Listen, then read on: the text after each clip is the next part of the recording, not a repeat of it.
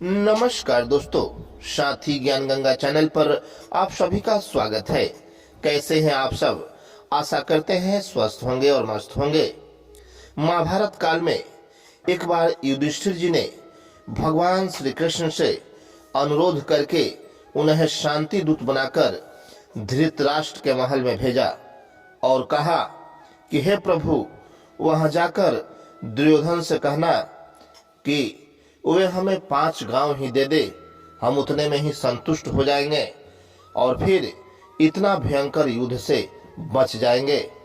दोस्तों, भगवान श्री कृष्ण ने शांति दूत बनकर जब हस्तिनापुर पहुंचे और वहां जाकर उन्होंने बोला कि हे दुर्योधन, हे राजा धृतराष्ट्र, आप इस महायुद्ध को रोक लीजिए, क्योंकि यह युद्ध बहुत ही भयानक होगा और इस युद्ध में न जाने कितने निर्दोष लोग मारे जाएंगे, इसलिए आप इस युद्ध को रोक लीजिए। दुर्योधन ने ठहाका मारते हुए कहा कि अरे ग्वाले श्री कृष्ण, तुम शांति दूत बनकर आए हो और लगता है तुम्हारे पांडव हमसे डर गए और डर कर इस बात को कह रहे हैं। फिर भगवान श्री कृष्ण मुस्कुराने लगे और बोले कि नहीं दुर्योधन, ऐसा कुछ नहीं है, हम तो शांति दूत बनकर इसलिए आए हैं कि तुम्हारा प्राण बच जाए और तुम्हारे साथ तुम्हारे 100 भाई भी बच जाए, नहीं तो जब युद्ध होगा तो इस युद्ध में तुम सब मारे जाओगे। यह बात सुनकर दुर्योधन तिलमिला उठा और वह बोला कि अरे, हमारे ही महल में आकर हम ही को धमकी दे रहे हो। इतना बात कहकर उसने कहा कि यह तो ग्वाला बहुत ही बढ़ चढ़कर बोल रहा है, इसलिए इसे बंदी बना लो। भगवान तो भगवान होते हैं।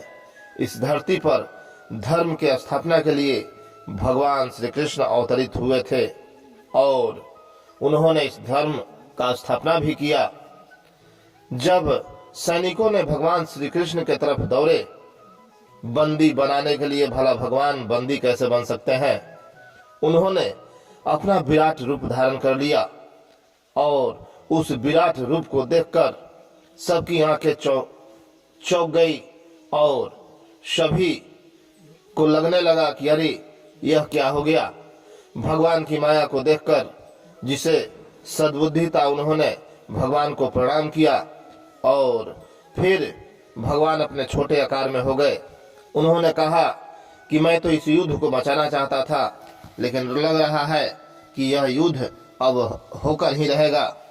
भगवान वहां से सबके बात सुनकर लौट गए।